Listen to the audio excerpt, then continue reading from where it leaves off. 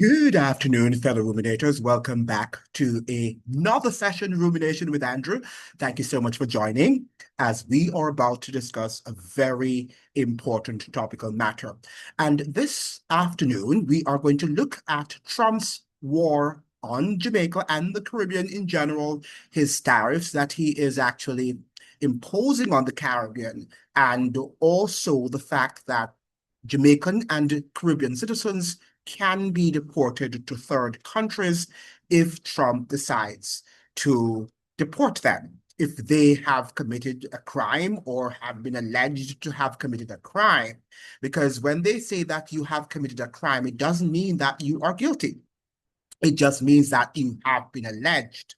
And if the court system is clogged, they can deport you to a third country and can give you very, very you know, limited time to make that decision, right? A limited announcement, a short announcement in terms of your deportation.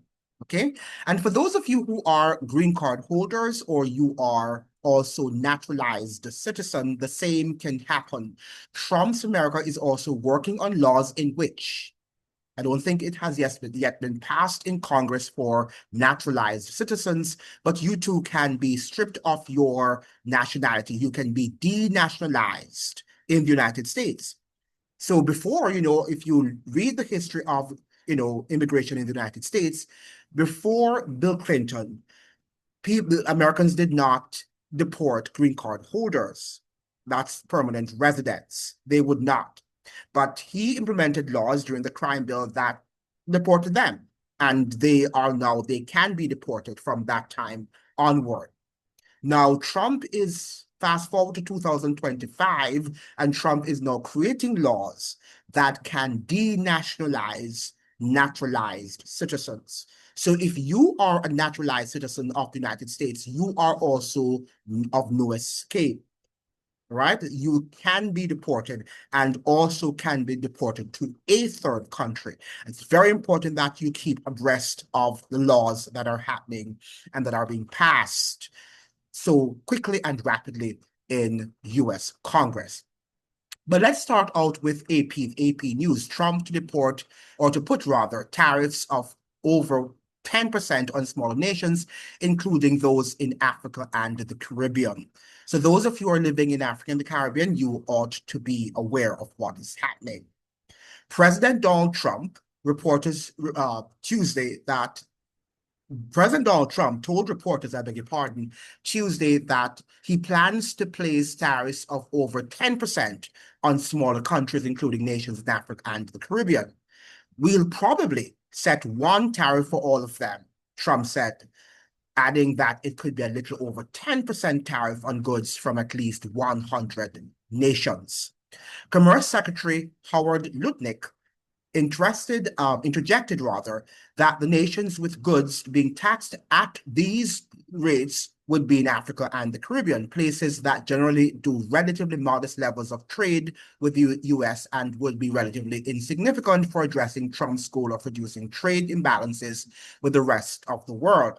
The good thing is that we are not a threat because we import or export from the Caribbean very modest items, right? We don't really, our trade is insignificant in comparison to the rest of the world. And the US doesn't have a trade imbalance, a trade deficit with the Caribbean. They would have more of a trade surplus. The president had this month been posting letters to roughly 24 countries and the European Union that simply levied a tariff rate to be charged starting August 1. And that is very near. All right. We are almost, well, we're in the middle, we're past the middle of July. So that is very close, and we should be alert to what is happening. Those countries generally faced tax rates on the goods close to April 2 rates announced by the US president, whose rollout of historically high import taxes for the US caused financial markets to panic and led to Trump setting a 90-day negotiating period that expired July 9. Trump also said he would probably announce tariffs on pharmaceutical drugs at the end of the month. So he's going to announce tariffs on pharmaceutical drugs. The president said he would start out at a lower tariff rate and give companies a year to build domestic factories before they faced higher import tax rates. Trump said computer chips would face a similar style of tariffs. All right, so Trump's tariff wars are on, and this could affect Caribbean nations. Now, I would recommend that we become self-sufficient. We have been saying this on this channel that it's important that Jamaica and other Caribbean countries become self-sufficient and more self-reliant. We are too reliant on these bigger countries like the United States and Europe, and we have the capacity to be self-reliant. But we have signed off on international global trade deals, signed on, and these deals have been signed off on by our politicians. Okay, and they are the ones benefiting, but the citizens are the ones who are struggling. I was listening to, again, the Marcia Weeks show, and on that program that was aired on Sunday night, Barbadians, there's a Barbadian on the program who was suggesting that many Barbadians in Barbados are suffering, and some are not able to send their children to school because they are hungry, and they would not want to send them to school to suffer that sort of humiliation. Okay? And Barbados was always known to have been a progressive little England, a small island that was progressive and was not as destitute as Jamaica is. But they are now feeling the punch of these trade wars and these global agreements in which the Caribbean has entered. We have to now take stock and see, apart from just blaming Trump and blaming America and blaming Europe, we have to blame ourselves, because we learned from Marcus Mosier Garvey that self-reliance should be our utmost goal. However, we decided that we were not going to tread down that path. We decided that we want to depend on the metropolitan states. And we thought that they were more civilized than us, and their potatoes are tastier, more delicious than our potatoes. Are they? Okay? And that is what we have done, because we have that inferiority complex in which we think that anything that comes out of North America or anything that comes out of Europe is better. That is what we think. And in some cases now we're thinking anything that comes out of China is better. When we have the ability, we have the capacity to do the same, but we just don't want to learn it. We just want to go through a school system that trains us how to work for factories and to work in these factories of these people. And we are obedient to their beckon and to their call, because that is how we behave. That is what we have learned from the plantation system. And many of us, including those of us with masters and PhDs and professional degrees, are no better than the workers on the plantation. Right? They were superior to the workers on the plantation during slavery are superior to many of us, because at least they were forced. But we have, to some degree, some amount of independence in terms of our ability to do for ourselves, and we have decided not to do for ourselves, but to have these people coerce us to sign off on things that are not beneficial to our survival and to our existence. And that is the truth of the matter. Can I say more? I don't think that there is more to state. So I think that we ought to be careful when our politicians are now going to blame Trump. Trump is doing what is best for his people. We should be doing what is better for us, for our people. And when I say for his people, for the elites. And we have to study carefully what these tariffs are going to entail. But the first thing we ought to do, Jamaica, for example, has a lot of land, wasted land. And we have a lot of young people, young, strong men who are loitering, doing nothing. We've got to put them to work. Those who are in the prison cells, we've got to put them to work and to work on these farms in which they produce food so that we can eat what we grow and grow what we eat. And is that what that was the mantra some years ago? We need to eat what we grow and stop buying these American stuff that you see coming into Jamaica. They can't force us to buy them, right? Don't buy them. Support local produce, local markets, local farmers, okay? And you might see these big potatoes and they look bigger than the ones that you have in Jamaica because they're using chemicals on them. And you think that they're bigger and you go and you cook them and it probably feeds more people. But guess what? The threat of cancer and other things because of the pesticide, the herbicides and all of these pesticides and all these chemicals that they put into the food. Okay? Whether you might be getting something more organic in Jamaica. The potato might seem smaller, but guess what? It is more organic, right? And it makes you healthier than if you had eaten, than if you had eaten the chemical riddled or ridden potato. Very important that you understand that. Now let's move on to another news item that is, I think I mentioned it before. ICE may deport migrants to countries they aren't from with just 6 hours notice. And this is coming from the USA Today, an American publication. Immigration officials, and this was published on July 14th, 2005, so it's not a long time ago. Immigration officials may deport migrants to countries other than their own with as little as 6 hours notice, Trump administration memo says. This is serious. U.S. immigration officials may deport migrants to countries other than their home countries or nations with as little as 6 hours notice, a top Trump administration official said in a memo offering a preview of how deportations could ramp up. So if you are going to be deported, they can give you less than 6 hours, okay, notice. And you're not going to your country. You're going to a third country. U.S. Immigration and Customs Enforcement will generally wait at least 24 hours to deport someone after informing them of their removal to a so-called third country, according to a memo dated Wednesday, July 9, from the agency's acting director, Todd Lyons.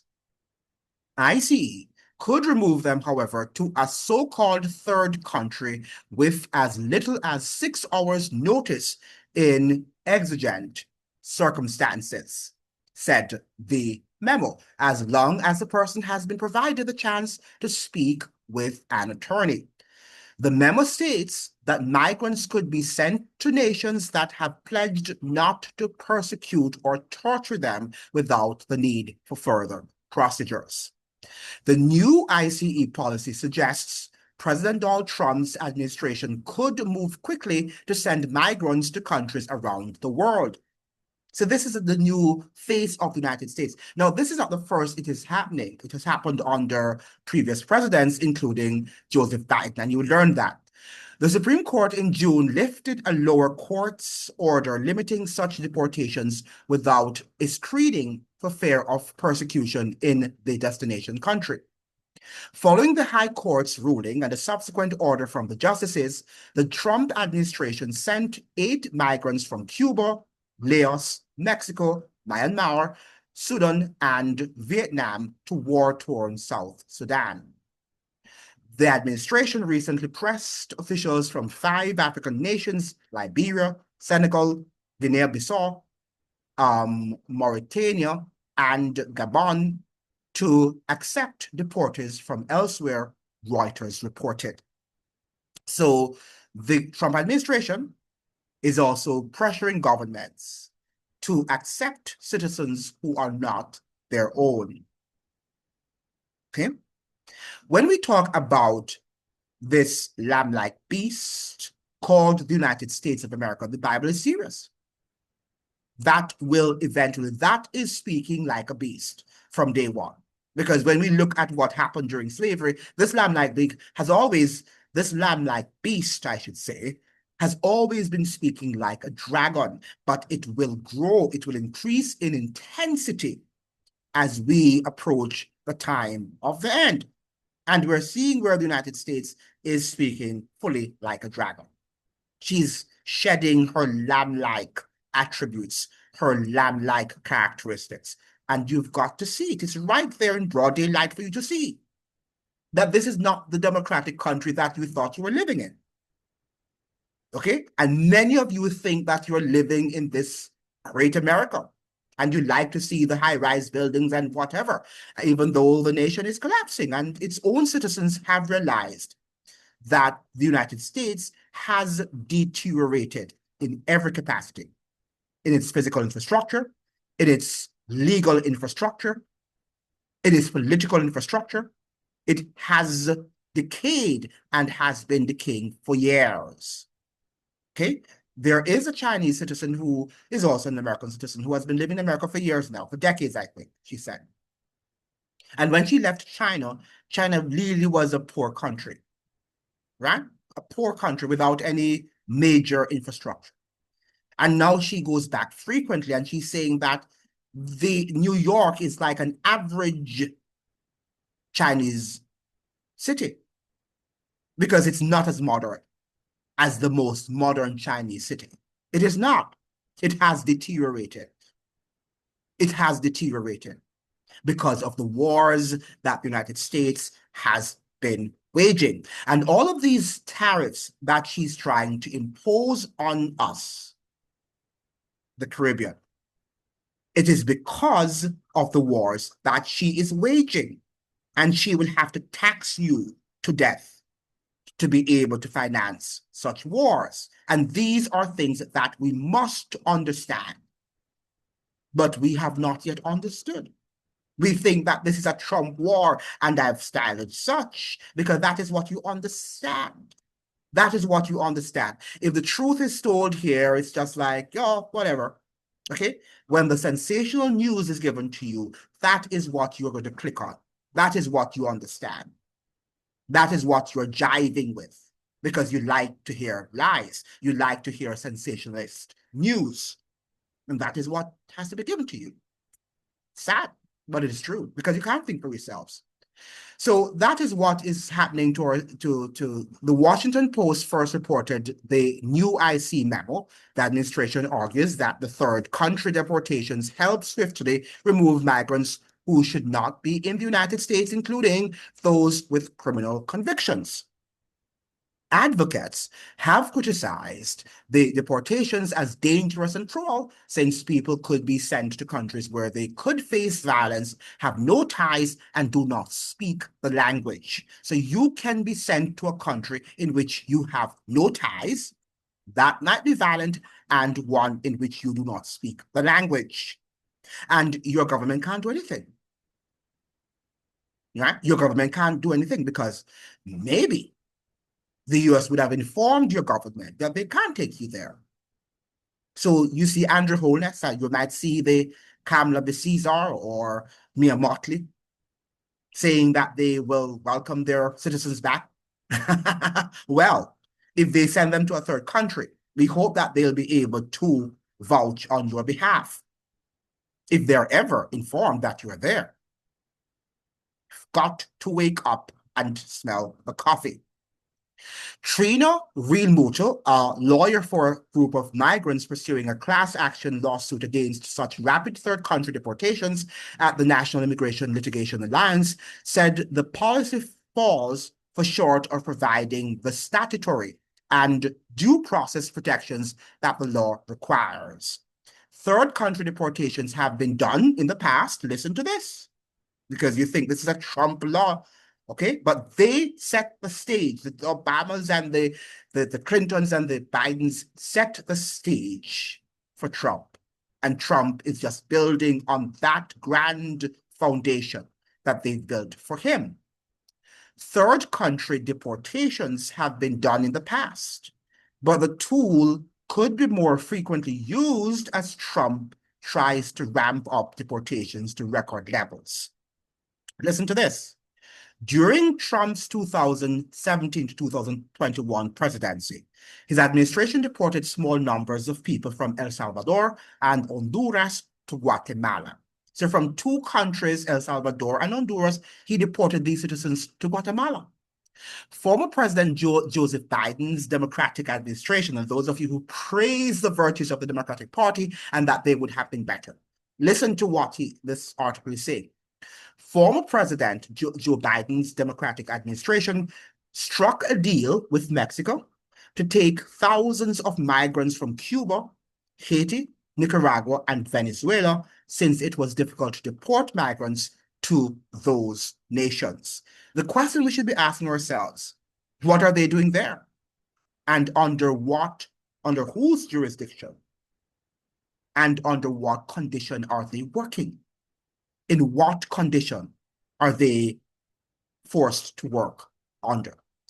These are things that we have to be asking ourselves, because we're seeing now the reintroduction of slavery into our societies. Right? We are seeing that, we're witnessing it with our own eyes. Okay, so we are not living in normal times, and some of you think we're living in normal times. And why is Jamaica not a republic? And we should have a poll to see if Jamaica is going to be a republic. If the United States is not a republic, how is Jamaica going to be a republic? Well, a republic in name, but it won't be a republic in practice. It will be only a republic in theory. And that is what you have to understand.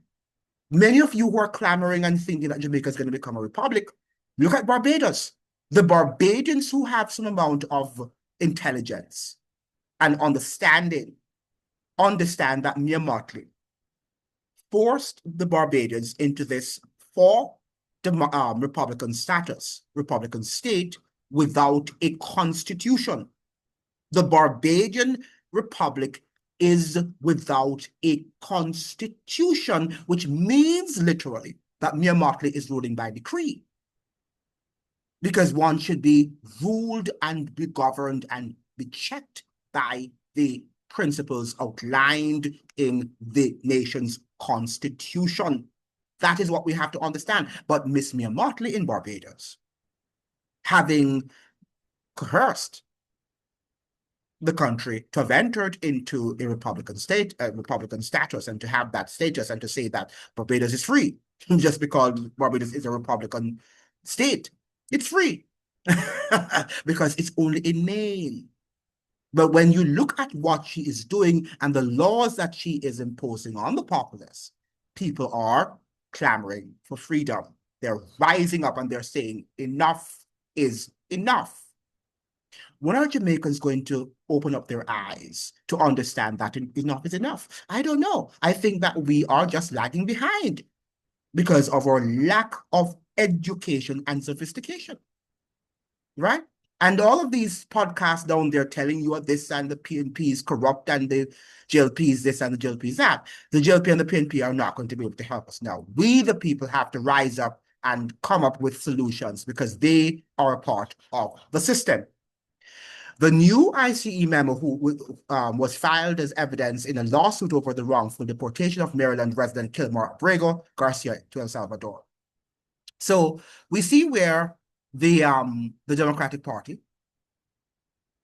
also has been guilty, is culpable of deporting people to third countries. It's not only Trump, right? It's not only Trump. But he's building and he's making it more frequent because they laid the foundation for him.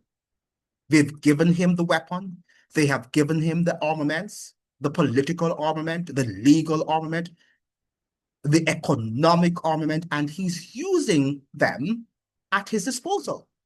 And you know who Trump is because it builds his ego and it shows who is the boss.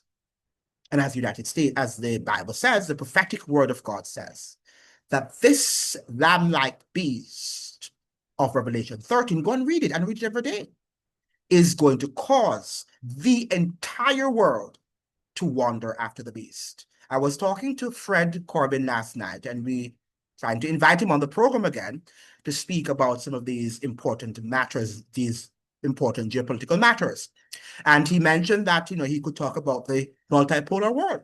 And I said, Fred, come on the program and speak about your multipolar world. But I don't agree with that perspective, that theory. It's a theory, because, we tend to have our own theories, and nobody knows but God, everything but God, right?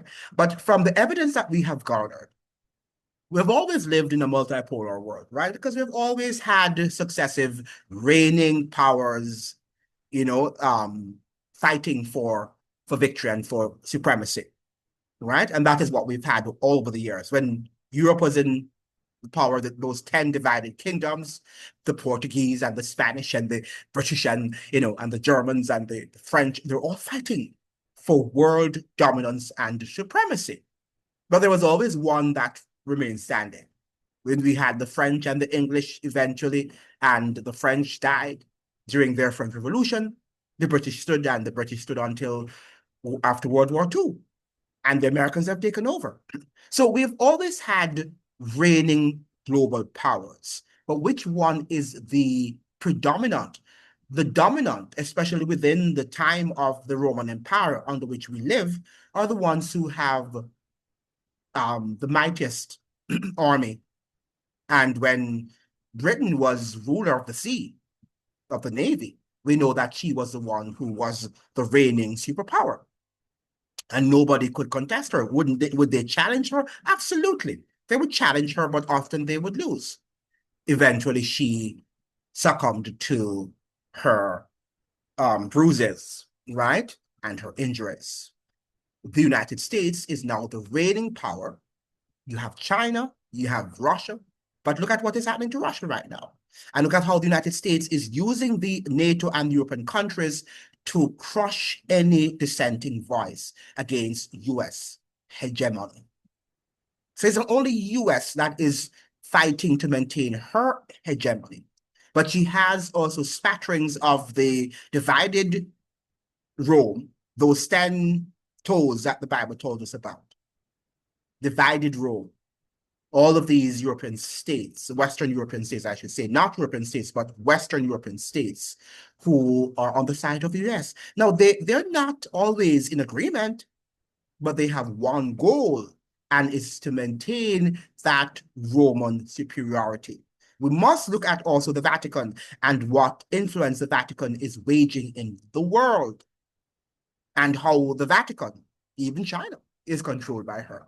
But you have to do your studies. You have to do a lot of reading. You have to make the connections, because yes, we have a multipolar world, but not in the sense that people are preaching it, in terms of the fact that many powers are influencing the decisions that we make. In Jamaica, when the US says, don't do it, they can't. In Trinidad, when the US says, don't do it, they can't. In Barbados, when the US says, don't do it, they can't. In one of the BRICS nations, in Brazil, when the US says, don't do it, they can't. They can't, because I think that Brazil is run by the US. The show there is run by the US, if you understand the history of Brazil. Okay? Russia, Iran, North Korea, perhaps. Now, well, Syria has already fallen. Iraq has fallen. Yemen, yeah, Libya, those countries have fallen, right? And these were the countries which were genuinely standing up to US hegemony, and she brought them down. And we're seeing now that Russia is being weakened. Don't be fooled. She is being weakened with the war there that she has to fight in the Ukraine, and will eventually fall. So the Bible is right. Two powers will be standing in the latter days, the US and the Vatican. And the US, the lamb-like beast, is going to cause the entire world, not just one, the entire world. The Bible is right. Not just 1, 2, 3, but the entire world, as we saw what happened during the pandemic, to wander after the first beast that was before her, and is none other than the Roman Catholic papacy. So I hope that we're looking at these things and we're connecting the dots, because the dots, it's exciting times in which we live if we are students of prophecy. And if we understand how these geopolitical issues are shaping up. But don't look to China and think China is going to win the battle, because behind the scenes, they're all working together. They have their differences and they fight, but they're not, it's not about you. Trump's trade war is not about you. Well, it's waged against you, yes, but it's not about America. When I say you, I mean they're not defending the interests of ordinary Americans. They are against your interest. They're about enslaving you. Andrew Holness is not there with his IMF agreement to lower the debt. He's there to enslave you. And he's being used to do that. Right? He's being used to do that.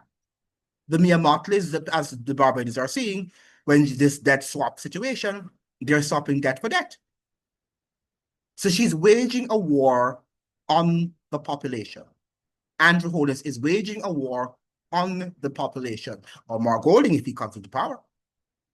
Because the beast power is in them, and the beast power is controlling them in everything that they do. And that is what you have to understand. That is what you have to understand. The Bible is not just speaking about a religious power. It's speaking about a religio-political and economic and military power. And that is what we have to understand. And many of you are not understanding. You're just sitting down waiting, oh, it's going to happen, the mark of the beast and the end of the world. But you have to understand the stages that lead to such an event. If we were following what happened during the pandemic, there were stages, there were events, very critical events that led up to the pandemic that we were not following. And that's why many of you fell for it. And you refuse to even look back and say, let me take a reflective analysis of what really took place. What were the events that led up to that situation that we faced 5 years ago? You refuse to do it. You refuse to do it. And now again, you are going to be deceived. If you were deceived and took that thing, you are going to be deceived again if you do not recognize, if you do not admit that first you were deceived. And don't tell me about the data you were listening to, because the data were also deceptive. Okay? So what are you going to do now? Are you going to just think that, oh, it's Donald Trump and Andrew Holness is going to solve the problem? He's not. He's not going to solve the problem. He can't. And he's not willing to ruffle the feathers, because he's been sent there and he has been given a mandate, not by you, but those by the global and local oligarchs. Very important that you understand that. And the same thing for Mark Golding or the Mia Martleys or the Kamla Caesar. Right? And what happened to Kamla Caesar? She wasn't at the CARICOM meeting. What happened? What is going on in Trinidad? We don't know. But that is the sort of news I have been tasked. That was on my mind, and I had to unleash what I have on my mind so I can walk free, whether you will listen or you will not. I have spoken.